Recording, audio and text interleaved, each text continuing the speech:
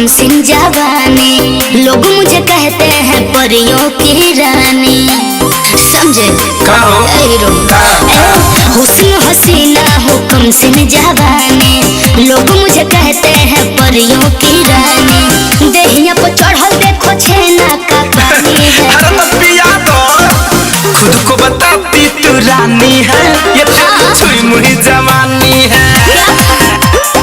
अरे लॉलीपॉप हाय हाय, खुद को बताती तू रानी है, ये तेरी छुई मुई जवानी है। छुई मुई जवानी है, छुई मुई जवानी है।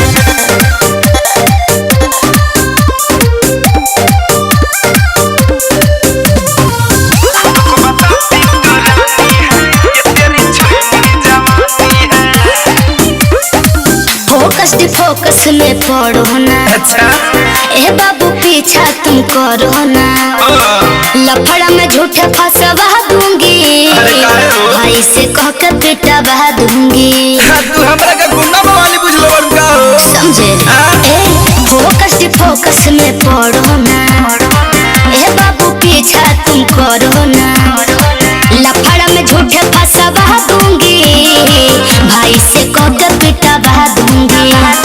सहदर तू छुआ देबू, भले तू कितनो पिटावा देबू।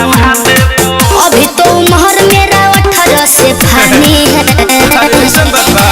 खुद को बताती तू रानी है, ये तेरी छुई मुई जवानी है। अच्छा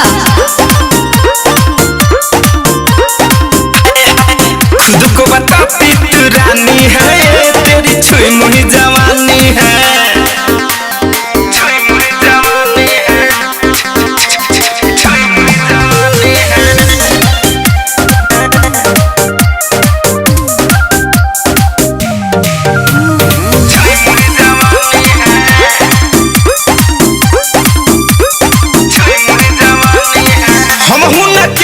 से कम बहानी झट चेहरा के चढ़ल पानी, सबके बुझना एक लेखा हो, फैशन फिरोज के दे दो मौका हो। अरे मरे जा हम न केहू से कम बहानी, झट चेहरा के चढ़ल पानी,